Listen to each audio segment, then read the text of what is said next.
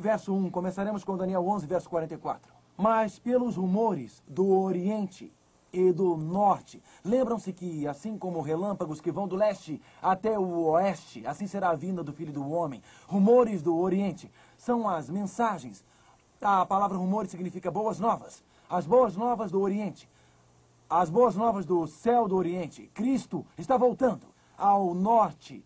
O norte é o lugar do trono de Deus, o lugar do tabernáculo de Deus, o lugar da lei de Deus. Então, as boas novas da volta de Cristo e o chamado para aceitar Jesus e obedecê-lo incomoda o anticristo e sairá com grande furor para destruir e exterminar a muitos. O anticristo está furioso e sanciona o seu decreto de morte para destruir muitos. Armará as suas tendas palacianas, seu sinal, sua marca, o seu selo de fidelidade entre os mares contra o glorioso Monte Santo. Mas chegará o seu fim e não haverá quem o socorra. Por quê? Porque capítulo 12, verso 1. Nesse tempo se levantará Miguel. Lembram-se que no capítulo 10 nós descobrimos quem era Miguel? Miguel é aquele que em Apocalipse 12, 7 a 9, e Miguel e seus anjos, ajude-me por favor, lutaram contra o dragão Satanás. E seus anjos, isso, Miguel no céu expulsou Satanás do céu. Miguel na terra. Miguel lutou com o diabo pelo corpo de Moisés. Miguel ressuscitou Moisés da morte. A palavra Miguel significa aquele que é como Deus. Miguel, o arcanjo, a palavra arcanjo, um arco é algo que passa por cima. Miguel estava acima, separado, distinto sobre os anjos. Miguel é o comandante, o chefe dos anjos, a cabeça dos anjos. Miguel é outro nome para Jesus Cristo. Miguel não é um anjo, não é uma criatura, e por isso aqui, nos últimos dias da nossa história, nas últimas horas da nossa história, a Bíblia diz, nesse tempo se levantará Miguel. Então, continue marcando o Apocalipse 12. Existe algum momento em que Miguel se assentou? Se ele está se levantando, tem que ter algum momento em que ele se assentou. Daniel 7. O Filho do Homem entra. Onde está o trono? E Miguel se assenta no início do julgamento. Miguel se levanta no fim do julgamento. Então, no fim do tempo, antes da volta de Cristo, haverá um julgamento cósmico eterno que revela que Deus é generoso e justo na forma como ele lidou com a controvérsia entre o bem e o mal. Já imaginaram alguma vez por que algumas pessoas precisam sofrer? Já imaginaram que algumas vezes a justiça parece ser jogada na poeira e o mal parece triunfar? No julgamento, Deus vai arrumar tudo. No julgamento, diante de um mundo que espera e observa, o destino de toda a raça humana será determinado. E lá, no julgamento, no céu, antes da volta de Cristo, onde estão os tronos? Vamos ler isto. Daniel capítulo 7. Daniel capítulo 7, verso 9 e 10. Então, continuei olhando até que foram postos uns tronos, e o ancião de dia se assentou. Sua veste era branca como a neve, e os cabelos da cabeça como a pura lã. O seu trono era chamas de fogo, cujas rodas eram fogo ardente. Um rio de fogo manava e saía diante dele. Milhares de milhares o serviam, e miríades de miríades estavam diante dele. Assentou-se o tribunal e se abriram os livros. Daniel 7, verso 13. Daniel 7, verso 13. Eu estava olhando nas minhas visões da noite, e eis que vinha com as nuvens do céu, como o Filho do Homem.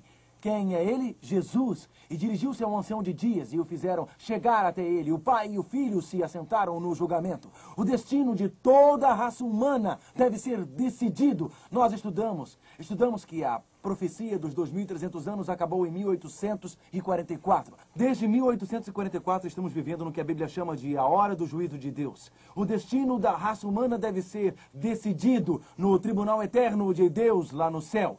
Mas daí, em Daniel 12, verso 1, Miguel se levanta, o poderoso guerreiro. Miguel se levanta.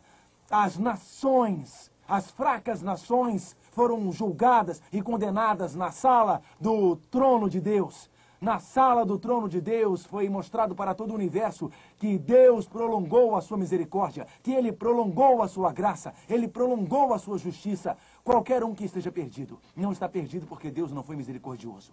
Não está perdido porque Deus não foi justo. Está perdido porque virou as costas para o seu amor e desprezou a sua misericórdia. O julgamento mostrou que Deus fez tudo o que poderia para salvar todos os seres humanos da terra. E agora Miguel, o poderoso guerreiro, Miguel, aquele que descerá dos céus, Miguel, o rei triunfante, ele é o grande príncipe, ele representou o seu povo no julgamento. O propósito do julgamento não é condenar o povo de Deus, mas Miguel os representou. Nossos nomes passaram diante de Deus. E Satanás diz: veja os pecados que Mark Philip cometeu, veja os erros da sua vida, veja as más ações. E Jesus se apresenta como o poderoso conquistador. Ele representa o seu povo, defende o seu povo diante do universo. Este homem é um dos meus. Esta mulher é uma das minhas. Sim, eles pecaram, mas eles entregaram suas vidas para mim. A minha graça e o meu sangue cobrem os seus pecados. As suas vidas foram transformadas pelo meu poder. Jesus, Miguel destrói Satanás nesse julgamento celeste. E ele diz, Satanás, deixe-os em paz, acusador do meu povo. Por quê? Porque eu os defendo. Eu agradeço por Jesus Cristo. O Miguel nos defende no julgamento, mas agora é o fim dos tempos. Agora o tempo está acabando. Naquele momento Miguel se levanta e ele se assentou durante o julgamento, mas agora ele se levantou. Ele é o grande príncipe, ele tem representado os filhos do seu povo. Ele cuida da terra, ele vê a união entre a igreja e o Estado. Ele olha para a terra e vê o seu povo sofrendo. Eles têm sido leais a ele, eles têm sido fiéis a ele, diante de um mundo que espera, diante do universo que observa, diante de forças terrestres e forças celestiais. Eles mostram a sua graça, o seu amor e a sua misericórdia para o mundo. Eles declararam que queriam ser leais a ele. Nesse tempo se levantará Miguel, o grande príncipe, o defensor dos filhos do teu povo, e haverá tempo de angústia qual nunca houve, desde que houve nação até aquele tempo. Mas naquele tempo será salvo o teu povo, todo aquele que for achado inscrito naquele livro. Existem algumas pessoas que pensam, e até mesmo alguns cristãos, que de alguma maneira Deus irá levar o seu povo para o céu antes do tempo de angústia. Quando Sadraque, Mesaque e Abednego foram tirados das chamas, onde estava Jesus? Nas chamas com eles. Daniel foi tirado da cova dos leões. Onde estava Daniel? Estava na cova dos leões, mas protegido por Deus.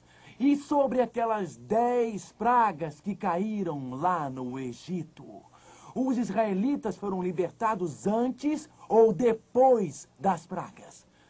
Depois das pragas. O sangue nos batentes das portas livrou-os durante a última praga daquela vez. Mas eles foram protegidos durante o período das pragas e foram preservados por Deus. A libertação veio após as pragas. Aqui na Bíblia fala sobre um tempo de angústia como nunca houve.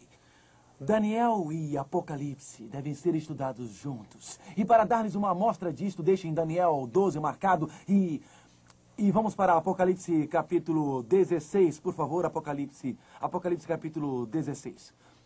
O povo de Deus será protegido durante as pragas.